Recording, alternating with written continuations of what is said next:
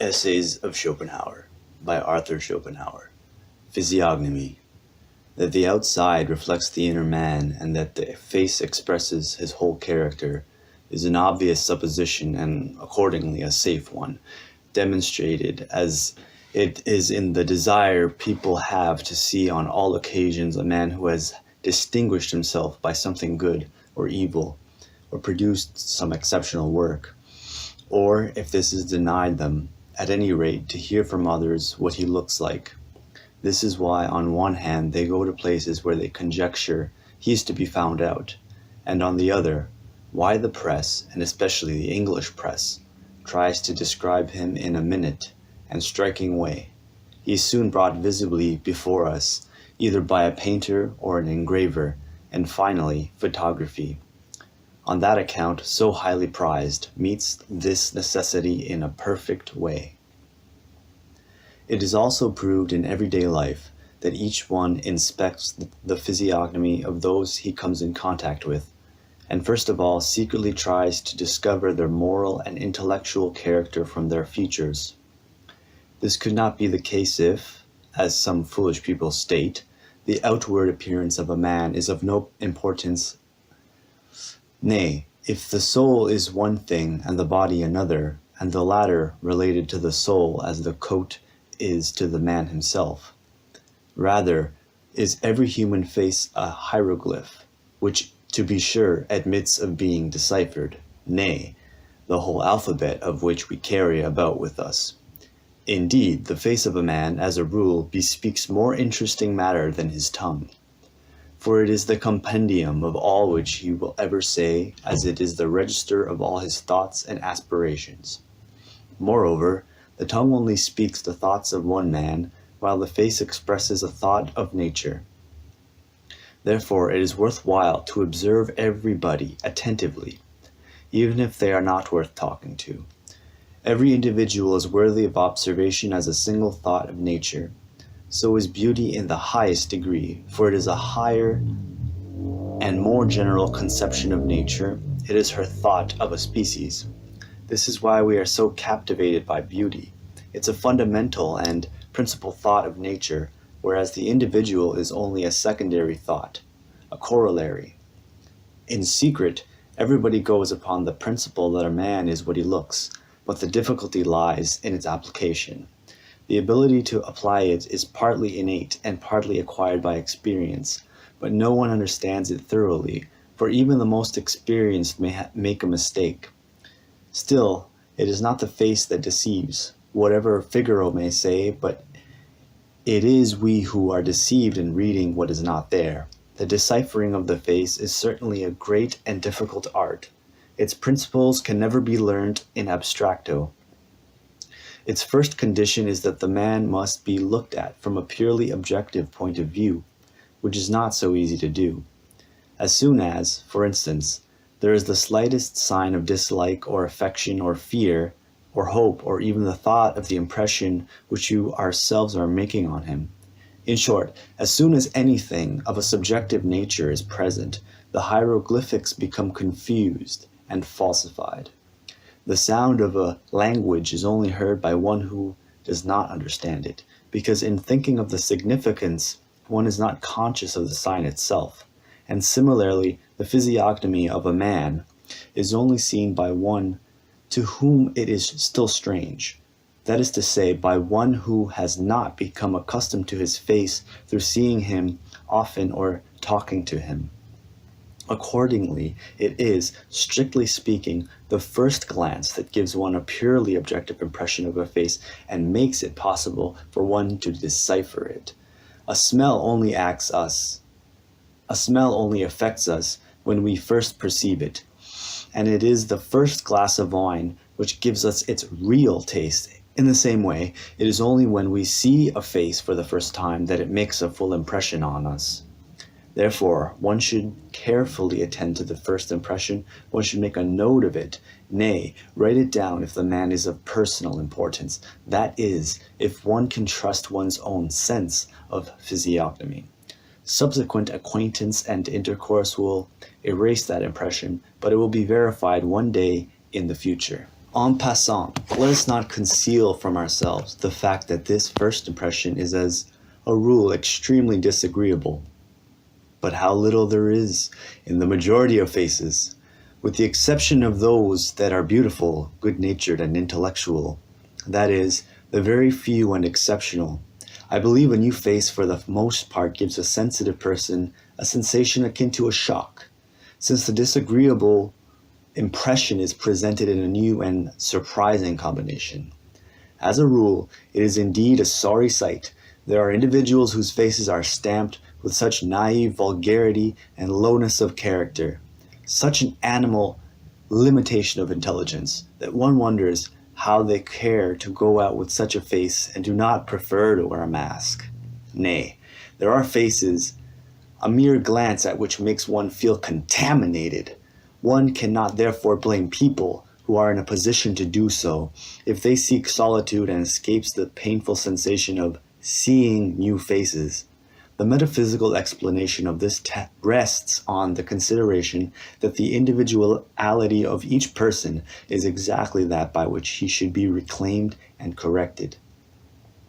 If anyone, on the other hand, will be content with a psychological explanation, let him ask himself what kind of physiognomy can be expected in those whose minds, their whole life long, have scarcely ever entertained anything but petty, mean, and miserable thoughts, and vulgar, selfish, jealous, wicked, and spiteful desires. Each one of these thoughts and desires has left its impress on the face for the length of time it existed. All these marks, by frequent repetition, have eventually become furrows and blemishes, if one may say so.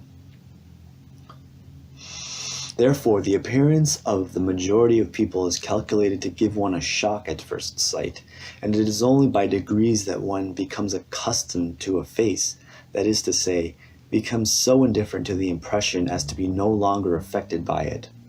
But that the predominating facial expression is formed by countless fleeting and characteristic contortions is also the reason why the faces of intellectual men only become molded gradually, and indeed only attain their sublime expression in old age, whilst portraits of them in their youth only show the first traces of it.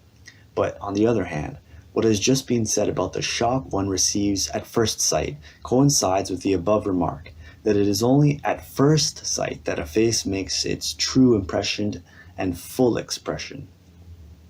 In order to get a purely objective and true impression of it, we must stand in no kind of relation to the person.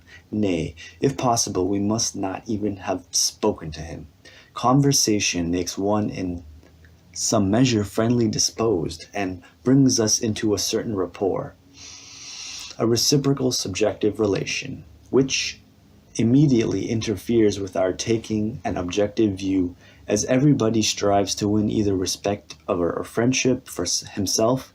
A man who is being observed will immediately resort to every art of dissembling, and corrupts us with his airs, hypocrisies, and flatteries, so that in a short time we no longer see what the first impression had clearly shown us. It is said that most people gain on further acquaintance, but what ought to be said is that they delude us on further acquaintance. But when these bad traits have an opportunity of showing themselves later on, our first impression generally receives its justification. Sometimes a further acquaintance is a hostile one, in which case it will not be found that people gain by it. Another reason for the apparent advantage of a further acquaintance is that the man whose first appearance repels us, as soon as we converse with him, no longer shows his true being and character, but his education as well. That is to say, not only what he really is by nature, but what he has appropriated from the commonwealth of mankind. 3/4 of what he says does not belong to him, what has been acquired from without, so that we are often surprised to hear such a minotaur speak so humanly. And on a still further acquaintance, the brutality of which his face gave promise will reveal itself in all its glory. Therefore, a man who is gifted with a keen sense of physiognomy should pay careful attention to those verdicts prior to a further acquaintance, and therefore genuine. For the face of a man expresses exactly what he is, and if he deceives us, it is not his fault, but ours. On the other hand, the word of a man merely state what he thinks, more frequently only what he has learnt, or it may be merely what he pretends to think. Moreover, when we speak to him, nay, only hear others speak to him, our attention is taken away from his real physiognomy, because it is the substance that which is given fundamentally, and we disregard it, and we only pay attention to its pathognomy, its play of feature while speaking. This, however, is so arranged that the good side is turned upwards. When Socrates said to a youth who was introduced to him so that he might test his capabilities, "Speak so that I may see you," taking it for granted that he did not simply mean hearing by seeing, he was right in so far as it is only in speaking that the features and especially the eyes of a man become animated, and his intellectual powers and capabilities imprint their stamp on his features. We are then in a position to estimate provisionally the degree and capacity of his intelligence, which was precisely Socrates' aim in that case. But on the other hand, it is to be observed, firstly, that this rule does not apply to the moral qualities of a man, which lie deeper, and secondly, that what is gained from an objective point of view by the clearer development of a man's countenance while he is speaking is again, from a subjective point of view, lost, because of the personal relation into which he immediately enters with us. Occasioning a slight fascination does not leave us unprejudiced observers, as has already been explained. Therefore, from this last standpoint, it might be correct to say, "Do not speak in order that I may see you." For to obtain a pure and fundamental grasp of a man's physiognomy, one must observe him when he is alone and left to himself. Any kind of society and conversation with another throw a reflection upon him which is not his own, mostly to his advantage, for he is thereby placed in a condition of action and reaction which exalts him. But on the contrary, if he's alone and left to himself, immersed in the depths of his own thoughts and sensations, it is only then that he is absolutely and wholly himself. Anyone with a keen, penetrating eye for physiognomy can grasp the general character of his whole being at a glance, for on his face, regarded in and by itself, is indicated the ground tone of all his thoughts and efforts, the arete irrevocable of his future, and of which he is only conscious when alone. The science of physiognomy is one of the principal means of a knowledge of mankind. Arts of dissimulation do not come within the range of physiognomy, but within that of mere pathognomy and mimicry. This is precisely why I recommend the physiognomy of a man to be studied when he is alone and left to his own thoughts, and before he has been conversed with, partly because it is only then that this physiognomy can be seen purely and simple, since in conversation pathognomy immediately steps in, and he then resorts to the arts of dissimulation which he has acquired, and partly because personal intercourse, even of the slightest nature, makes us prejudiced, and in consequence it impairs our judgment. Concerning our physiognomy in general, it is still to be observed that it is much easier to discover the intellectual capacities of a man than his moral character.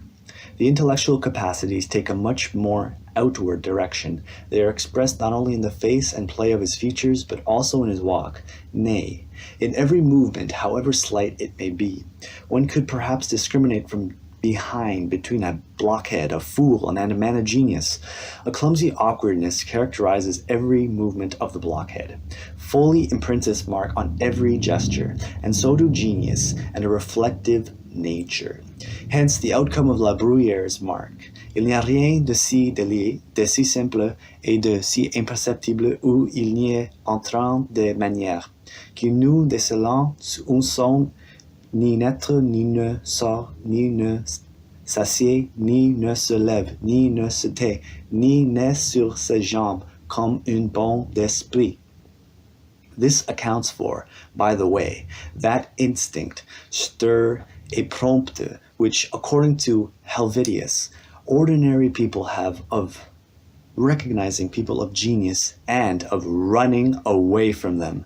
This is to be accounted for by the fact that the larger and more developed the brain and the thinner in relation to it the spine and nerves, the greater not only is the intelligence, but also at the same time the mobility and the pliancy of all the limbs, because they are controlled more immediately and decisively by the brain.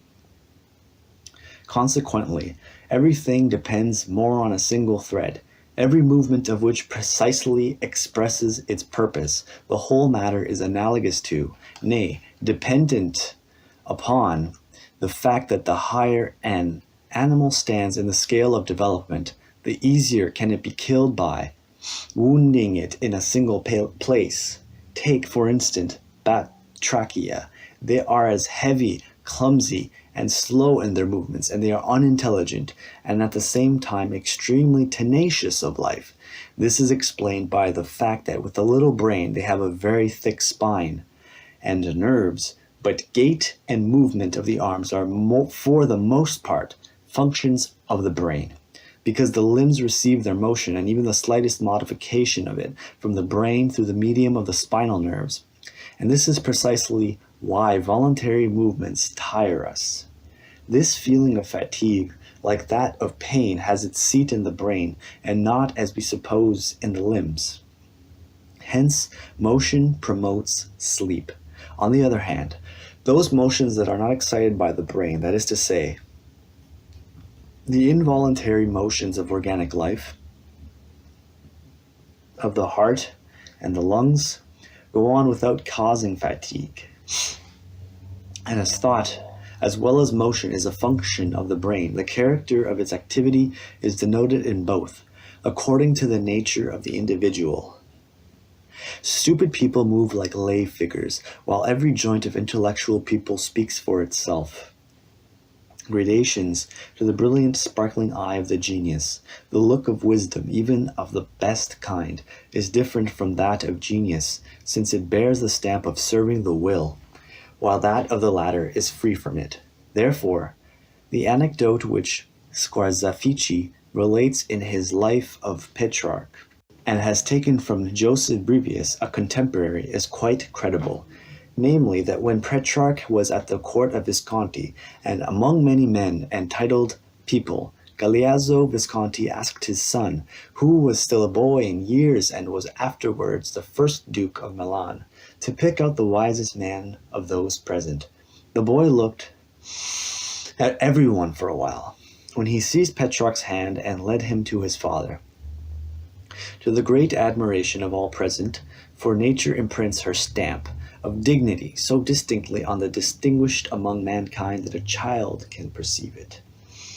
Therefore I should advise my sagacious countrymen, if they ever again wish to trumpet a commonplace person as a genius, for the period of 30 years, not to choose for that end such an innkeeper's physiognomy as was possessed by Hegel, upon whose face nature had written it in her clearest handwriting, the familiar title, commonplace person.